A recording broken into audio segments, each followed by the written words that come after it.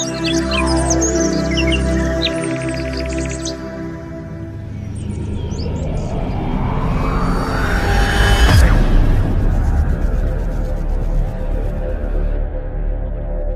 Morning my dear brothers and sisters in Christ. ಯೇಸು ಕ್ರಿಸ್ತನ ಶ್ರೇಷ್ಠವಾದ ನಾಮದಲ್ಲಿ ಉದಯಕಾಲ ಸಮಯದಲ್ಲಿ ನಿಮ್ಮೆಲ್ಲರಿಗೂ ಶುಭವನ್ನು ತಿಳಿಸುತ್ತೇನೆ. ಕರ್ತನು ನಿಮ್ಮ ಜೀವಿತದಲ್ಲಿ ಒಳಿತು ಮಾಡಬೇಕೆಂದು, ದೇವರ ಆತ್ಮನು ಬಲವಾದ ಕಾರ್ಯ ನಿಮ್ಮ ಜೀವಿತದಲ್ಲಿ ಮಾಡಬೇಕೆಂದು ಪ್ರತಿದಿನ ನಿಮಗೋಸ್ಕರ ಪ್ರಾರ್ಥಿಸುತ್ತಾ ಇದ್ದೇವೆ. And god has A great plan for your life. ದೇವರು ನಿಮ್ಮೆಲ್ಲರ ಜೀವಿತದಲ್ಲಿ ಒಂದು ಉನ್ನತವಾದ ಪ್ರಣಾಳಿಕೆಯನ್ನು ಹೊಂದಿದ್ದಾರೆ. ಅತ್ಯುತ್ತಮವಾದ ಉದ್ದೇಶವನ್ನು ದೇವರು ನಿಮ್ಮ ಕುರಿತಾಗಿ ಹೊಂದಿದ್ದಾರೆ. ನೀವು ಮಾಡಬೇಕಾದದ್ದು ನಂಬಿಕೆಯಿಂದ ಆತನನ್ನು ದೃಷ್ಟಿಸುವಂಥದ್ದು, ಯಥಾರ್ಥವಾಗಿ ಪ್ರಾರ್ಥಿಸುವಂಥದ್ದು, ದೇವರಿಗೋಸ್ಕರ ಜೀವಿಸಲು ಆಶೆ ಪಡುವಂಥದ್ದು. ಬಾಯಾರಿದ ಜಿಂಕೆ ನೀರಿಗೋಸ್ಕರ ಹಾತೊರೆಯುವಂತೆ ದೇವರೇ ನಾನು ನಿನಗೋಸ್ಕರ ಹಾತೊರೆಯುತ್ತಾ ಇದ್ದೇನೆ ಎಂದು ಕೀರ್ತನಗಾರನು ಹೇಳಿದ ಪ್ರಕಾರ ನಮ್ಮ ಜೀವಿತದಲ್ಲಿ ನಾವು ದೇವರ ಮೇಲೆ ಆಶೆಯನ್ನು ಹೊಂದಿರಬೇಕು, ವೈರಾಗ್ಯದಿಂದ ಇರಬೇಕು. ಕರ್ತನ ಕಾರ್ಯ ನಮ್ಮ ಜೀವಿತದಲ್ಲಿ ನಡೆಯಬೇಕೆನ್ನುವಂತ ಕೋರಿಕೆ ನಮಗೆ ಇರಬೇಕು. ಕ್ರೈಸ್ಟ್ ವರ್ಷಿಪ್ ಸೆಂಟರ್ ಇಂದ ಹಾಗೂ ಜಾನ್ ವೆಸ್ಲಿ ಇಂಟರ್ನ್ಯಾಷನಲ್ ಮಿನಿಸ್ಟ್ರೀಸ್ ಇಂದ ಮತ್ತೊಂದು ಸಾರಿ ನಿಮ್ಮೆಲ್ಲರಿಗೂ ಶುಭವನ್ನು ತಿಳಿಸುತ್ತಾ ನಿಮ್ಮೆಲ್ಲರಿಗೋಸ್ಕರವಾಗಿ ನಾವು ಪ್ರತಿದಿನ ಪ್ರಾರ್ಥಿಸುತ್ತಾ ಇದ್ದೇವೆ. ನೀವು ಸ್ಪಿರಿಚುವಲ್ ಆಗಿ ಗ್ರೋ ಆಗಬೇಕೆಂದು ಪ್ರತಿದಿನ ನಿಮಗೋಸ್ಕರ ಪ್ರಾರ್ಥಿಸುತ್ತಾ ಇದ್ದೇವೆ. ಈ ದಿನ ವಾಗ್ದಾನವನ್ನು ನೋಡೋಣ. ಪರಿಶುದ್ಧ ಸತ್ಯವೇದದಲ್ಲಿ ಪ್ರತಿದಿನವೂ ಒಂದು ವಾಗ್ದಾನವನ್ನು ನಾವು ಧ್ಯಾನಿಸುತ್ತಾ ಇದ್ದೇವೆ. ಸತ್ಯವೇದ ತೆಗೆಯೋಣ. ನಿಮ್ಮ ಬಳಿ ಇರುವಂತಹ ಬೈಬಲ್ ತೆಗೆಯಿರಿ. Sam 40 and verse 2. ಕೀರ್ತನೆಗಳು 40ನೇ ಅಧ್ಯಾಯ 2ನೇ ವಾಕ್ಯ. ನನ್ನನ್ನು ನಾಶನದ ಗುಂಡಿಯೊಳಗಿಂದ ಎತ್ತಿದನು, ಕೆಸರಿನೊಳಗಿಂದ ನನ್ನನ್ನು ತೆಗೆದು ಬಂಡೆಯ ಮೇಲೆ ನಿಲ್ಲಿಸಿ ನಾನು ದೃಢವಾಗಿ ಹೆಜ್ಜೆ ಇಡುವಂತೆ ಮಾಡಿದನು. ದೇವರ ನಾಮಕ್ಕೆ ಸ್ತೋತ್ರ ಉಂಟಾಗಲಿ. ಹಲ್ಲೆಲೂಯಾ. ದೇವರು ನಮ್ಮನ್ನು ಮೇಲೆತ್ತುವಾತನು ಎನ್ನುವುದಕ್ಕೆ ಈ ವಾಕ್ಯವು ನಮಗೆ ದೊಡ್ಡ ಉದಾಹರಣೆಯಾಗಿ ಕಾಣಿಸುತ್ತದೆ. ಭಕ್ತನಾದ ದಾವೀದನು ತನ್ನ ಜೀವಿತದ ಅನುಭವದಿಂದ ದೇವರೊಂದಿಗೆ ಸಹವಾಸ ಮಾಡುವಾಗ ಅಥವಾ ದೇವರೊಂದಿಗೆ ತನ್ನ ಜೀವಿತದ ಪ್ರಯಾಣದಲ್ಲಿ ದೇವರು ಎಂಥ ಅದ್ಭುತವನ್ನು ಅಥವಾ ಒಳಿತನ್ನು ಮಾಡಿದ್ದಾರೋ ಬಹಳ ಸ್ಪಷ್ಟವಾಗಿ ಕೀರ್ತನೆಯಲ್ಲಿ ಬರೆಯುತ್ತಾ ಬಂದರು. ಕೆಲವು ಸಾರಿ ದಾವೀದನು ತನ್ನ ಜೀವಿತದಲ್ಲಿ ದೇವರಿಂದ ಸ್ವಲ್ಪ ಪಕ್ಕಕ್ಕೆ ಸರಿದು ಎಂಥ ಇಕ್ಕಟ್ಟಾದ ಪರಿಸ್ಥಿತಿಗೆ ಒಳಗಾದನೆಂಬುದಾಗಿ ಆತನ ಜೀವಿತವನ್ನು ಪರಿಶೀಲಿಸುವಾಗ ನಮಗೆ ಅರ್ಥವಾಗುತ್ತದೆ. ಆದರೆ ಅಂತಹ ಸ್ಥಿತಿಯಲ್ಲೂ ಕೂಡ ದೇವರ ಕಡೆಗೆ ತಿರುಗಿದಾಗ ದೇವರು ಅವರನ್ನು ಯಾವ ರೀತಿಯಾಗಿ ಮೇಲೆತ್ತಿದರೋ ಸ್ಪಷ್ಟವಾಗಿ ನಾವು ನೋಡುತ್ತೇವೆ. ಈ 40ನೇ ಅಧ್ಯಾಯದಲ್ಲಿ ನಾನು ದೇವರಿಗೋಸ್ಕರ ನಿರೀಕ್ಷಿಸುತ್ತಾ ಇದ್ದೇನೆ, ಅದು ಬಹಳ ಸಹನೆಯಿಂದ ನಿರೀಕ್ಷಿಸುತ್ತಾ ಇದ್ದೇನೆ. ನನ್ನ ದೇವರು ಕಿವಿಗೊಟ್ಟು ನನ್ನ ಮೊರೆಯನ್ನು ಕೇಳಿದ್ದಾನೆಂಬುದಾಗಿ ಹೇಳುತ್ತಾ ಆತನ ಜೀವಿತದ ಅನುಭವದಿಂದ ಒಂದು ವಿಷಯವನ್ನು ಪ್ರಸ್ತಾಪಿಸುತ್ತಾನೆ.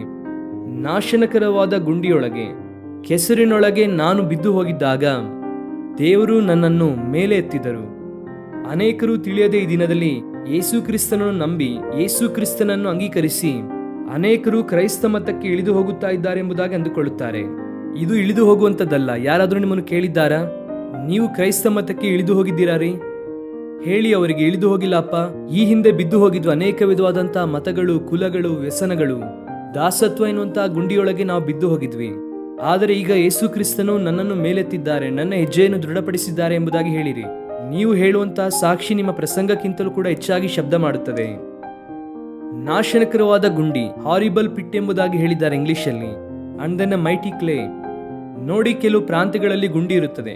ಆ ಗುಂಡಿಯೊಳಗೆ ಅನೇಕರು ಇಳಿದು ಹೋಗುತ್ತಾರೆ. ಮೇಲೆ ನೋಡುವಾಗ ಏನೋ ನೀರು ಇರುವ ಹಾಗೆ ಕಾಣಿಸುತ್ತದೆ, ಆದರೆ ಅದರೊಳಗೆ ಹೆಜ್ಜೆ ಇಟ್ಟ ನಂತರ ಹಾಗೆ ಸ್ವಲ್ಪ ಸ್ವಲ್ಪವಾಗಿ ಹಾಗೆ ಇಳಿದು ಹೋಗುತ್ತಾ ಇರುತ್ತಾರೆ.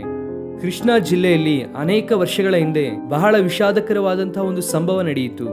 ಒಂದು ಪ್ರೈವೇಟ್ ಸ್ಕೂಲ್ನವರು ಮಕ್ಕಳೆಲ್ಲರನ್ನು ಕೂಡ ಪಿಕ್ನಿಕ್ಗೆ ಕರೆದುಕೊಂಡು ಹೋದಾಗ ಅಥವಾ ಅನೇಕ ಪ್ರಾಂತ್ಯಗಳನ್ನು ತೋರಿಸುವುದಕ್ಕೆ ಕರೆದುಕೊಂಡು ಹೋದಾಗ ಅದೆಲ್ಲವನ್ನು ಕೂಡ ನೋಡಿದ ನಂತರವಾಗಿ ಸಾಯಂಕಾಲದಲ್ಲಿ ಕೃಷ್ಣಾ ನದಿಯ ತೀರದಲ್ಲಿ ಒಂದು ಕಡೆ ಬಸ್ಸನ್ನು ನಿಲ್ಲಿಸಿ ಮಕ್ಕಳನ್ನು ಆ ಕೃಷ್ಣಾ ನದಿಯ ತೀರದಲ್ಲಿ ಬಿಟ್ಟರು.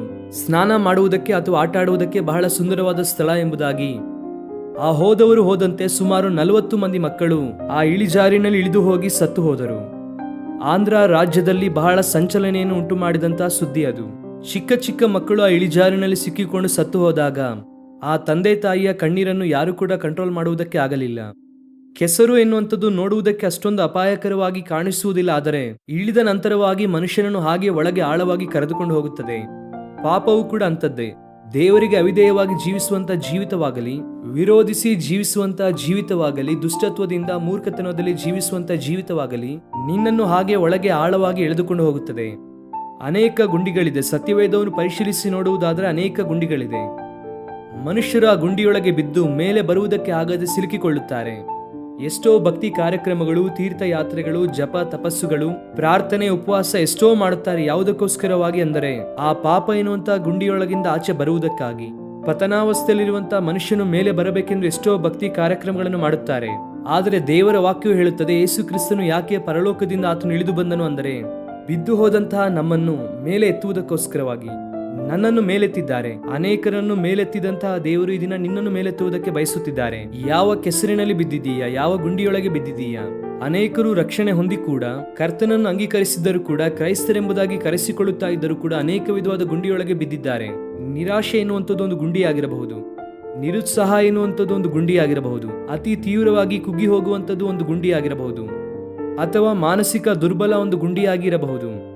ಅಂಥದ್ರೊಳಗೆ ಇಳಿದು ಹೋಗಿ ಮೇಲೆ ಬರುವುದಕ್ಕೆ ಆಗದೆ ಬಹಳ ಕಷ್ಟಪಡುತ್ತಾ ಇದ್ದರೆ ಈ ದಿನ ದೇವರು ನಿನ್ನನ್ನು ಕರೆಯುತ್ತಾ ಇದ್ದಾರೆ. ನೀನು ಆತನನ್ನು ದೃಷ್ಟಿಸುವುದಾದರೆ, ಜೀವಾಧಿಪತಿಯಾದ ದೇವರನ್ನು ದೃಷ್ಟಿಸುವುದಾದರೆ, ನಿನ್ನನ್ನು ಸಂರಕ್ಷಿಸುವಂತಹ ದೇವರು, ಆತನ ವಿಶ್ವಾಸದಿಂದ ತುಂಬಿಸಿ ತನಗೋಸ್ಕರ ಉಪಯೋಗಿಸಬೇಕೆಂದು ಬಯಸುತ್ತಿರುವಂತಹ ದೇವರು ನಿನ್ನನ್ನು ಮೇಲೆತ್ತುವುದಕ್ಕೆ ಇಷ್ಟಪಡುತ್ತಿದ್ದಾರೆ. ನೀನು ಬಿದ್ದು ಹೋಗುವಂಥದ್ದು ಆತನಿಗೆ ಇಷ್ಟವಿಲ್ಲ. ನೀನು ಬೀಳಬೇಕೆಂದು ದೇವರು ಬಯಸುತ್ತಿಲ್ಲ. ನೀನು ಮೇಲೆತ್ತಲ್ಪಡಬೇಕೆಂದು ಕೋರುತ್ತಾ ಇದ್ದಾರೆ. ನನ್ನ ಪ್ರಾರ್ಥನೆಯು ಅದೇ. ಈ ದಿನ ಅನೇಕರು ನೀವಿರುವಂತಹ ಭಯಂಕರ ಪರಿಸ್ಥಿತಿಯಿಂದ ಮೇಲೆತ್ತಲ್ಪಡಬೇಕೆಂದು ದೇವರು ಬಯಸುತ್ತಿದ್ದಾರೆ. ನಿನ್ನನ್ನು ಮೇಲೆತ್ತಿ ಬಲಪಡಿಸಿ ತನಗೋಸ್ಕರ ಉಪಯೋಗಿಸಬೇಕೆಂದು ಬಯಸುತ್ತಿದ್ದಾರೆ. ಆತನ ಕಡೆಗೆ ತಿರುಗುತ್ತೀಯಾ? ಈಗ ಮೇಲೆತ್ತಿ ಆತನು ಏನು ಮಾಡಿದ್ದಾನೆ? ಬಂಡೆಯ ಮೇಲೆ ಹೆಜ್ಜೆಯನ್ನು ದೃಢಪಡಿಸಿದ್ದಾನೆ. ಈ ಹಿಂದೆ ನಮ್ಮ ಜೀವಿತದಲ್ಲಿ ಸ್ಥಿರತೆ ಇಲ್ಲ, ನಮ್ಮ ತೀರ್ಮಾನದಲ್ಲಿ ಸ್ಥಿರತೆ ಇಲ್ಲ, ನಮ್ಮ ಆಲೋಚನೆಯಲ್ಲಿ ಸ್ಥಿರತೆ ಇಲ್ಲ. ಆದರೆ ಯೇಸು ಕ್ರಿಸ್ತನನ್ನು ನಮ್ಮ ಹೃದಯದಲ್ಲಿ ಸ್ವೀಕರಿಸುವಾಗ, ದೇವರಿಗೆ ನಾವು ಸ್ಥಳ ಕೊಡುವಾಗ ಆತನು ನಮ್ಮನ್ನು ಸ್ಥಿರಪಡಿಸಿದ್ದಾರೆ. ದೇವರಲ್ಲಿ ನಂಬಿಕೆ ಇಟ್ಟು ಸ್ಥಿರವಾಗಿ ಮುಂದೆ ಸಾಗುತ್ತಾ ಇದ್ದೇವೆ. ಅಸ್ಥಿರವಾದ ಜೀವಿತ ನಮಗೆ ಬೇಡ. ಅಸ್ಥಿರವಾದ ಬದುಕು ನಮಗೆ ಬೇಡ. ಬಂಡೆಯ ಮೇಲೆ ನಮ್ಮ ಹೆಜ್ಜೆಯನ್ನು ದೃಢಪಡಿಸಿದಂತಹ ದೇವಾದಿ ದೇವರನ್ನು ನಾವು ಸ್ತುತಿಸಬೇಕು. ಆ ಬಂಡೆಯು ಯಾರು ಅಂದರೆ ಕರ್ತನಾದ ಯೇಸು ಕ್ರಿಸ್ತನು. ಆತನ ಮೇಲೆ ಆತುಕೊಳ್ಳುವಂತಹ ಜೀವಿತ, ಆತನನ್ನೇ ಅವಲಂಬಿಸುವಂತಹ ಜೀವಿತ ದೇವರ ಮಕ್ಕಳ ಜೀವಿತ. ಅಂತಹ ಜೀವಿತ ದೇವರು ನಿಮಗೆ ಕೊಡಬೇಕೆಂದು ಈ ದಿನ ನಾವು ಪ್ರಾರ್ಥಿಸುತ್ತೇವೆ. ನೀವು ಕೂಡ ನಿಮಗೋಸ್ಕರವಾಗಿ ಪ್ರಾರ್ಥಿಸಿರಿ. ಈ ವಾಗ್ದಾನವನ್ನು ಕ್ಲೇಮ್ ಮಾಡಿರಿ. ನನ್ನ ದೇವರು ನನ್ನನ್ನು ಮೇಲೆತ್ತುವ ಆತನೇ ಬಿಟ್ಟರೆ ನನ್ನನ್ನು ಬೀಳಿಸುವ ಆತನಲ್ಲ, ನನ್ನನ್ನು ತಳ್ಳುವ ಆತನಲ್ಲ. ಈ ವಿಷಯವನ್ನು ನೆನಪಿನಲ್ಲಿಟ್ಟುಕೊಂಡು ಎಲ್ಲರೂ ಕೂಡ ದೇವರಿಗೆ ಸ್ತೋತ್ರ ಮಾಡಿರಿ. ನಿಮ್ಮ ಜೀವಿತದಲ್ಲಿ ಅದ್ಭುತ ನಡೆಯುತ್ತದೆ. ಪ್ರೀತಿಯುಳ್ಳ ತಂದೆ, ನಮ್ಮನ್ನು ಮೇಲೆತ್ತುವುದಕ್ಕಾಗಿ ಲೋಕಕ್ಕೆ ಬಂದ ದೇವ, ನಿಮಗೆ ಸ್ತೋತ್ರವೊಂದನ್ನು ಹೇಳುತ್ತಾ, ನಿಮ್ಮ ಒಳ್ಳೆಯತನ ಬಹಳ ಉನ್ನತವಾದದ್ದು, ನಿಮ್ಮ ಪ್ರೀತಿ ಶ್ರೇಷ್ಠವಾದದ್ದು ಅಪ್ಪ. ಎಷ್ಟೇ ವರ್ಣಿಸಿದರೂ ಕೂಡ ನಿಮ್ಮ ಪ್ರೀತಿ ಇನ್ನೂ ಕೂಡ ವರ್ಣಿಸುವುದಕ್ಕೆ ಆಗದೇ ಇರುವಂತದ್ದು. ಅಂತಹ ಪ್ರೀತಿಗಾಗಿ ದೇವರಿಗೆ ಸ್ತೋತ್ರ ಮಾಡುತ್ತೇನೆ. ಅನೇಕರನ್ನು ಅನೇಕ ವಿಧವಾದ ಗುಂಡಿಯೊಳಗಿಂದ ಮೇಲೆತ್ತಿದ್ದೀರಾ. ಈ ದಿನ ಈ ವಾಗ್ದಾನ ಸಂದೇಶವನ್ನು ಯಾರ್ಯಾರು ಕೇಳುತ್ತಾ ಇದ್ದಾರೋ ಅವರೆಲ್ಲರೂ ಕೂಡ ನೀವೇ ಮುಟ್ಟಿ ಬಲಪಡಿಸಿ ಅದ್ಭುತ ಮಾಡಿರಿ. ಮಹಿಮಾನ್ವಿತವಾದ ಕಾರ್ಯ ಅವರ ಜೀವಿತದಲ್ಲಿ ಮಾಡಿರಿ. ನಿಮಗೆ ಸಕಲ ಸ್ತುತಿ ಘನ ಮಾನ ಸದಾಕಾಲವು ಸಲ್ಲಿಸುತ್ತಾ ಯೇಸು ಕ್ರಿಸ್ತನ ದಿವ್ಯ ಸಮ್ಮುಖದಲ್ಲಿ ಈ ನಮ್ಮ ವಿಜ್ಞಾಪನೆಗಳನ್ನು ಬೇಡಿ ಹೊಂದಿಕೊಳ್ಳುತ್ತೇವೆ ನಮ್ಮ ತಂದೆ. ಆಮೇನ್, ಆಮೇನ್. God bless you dear friends. Have a wonderful day.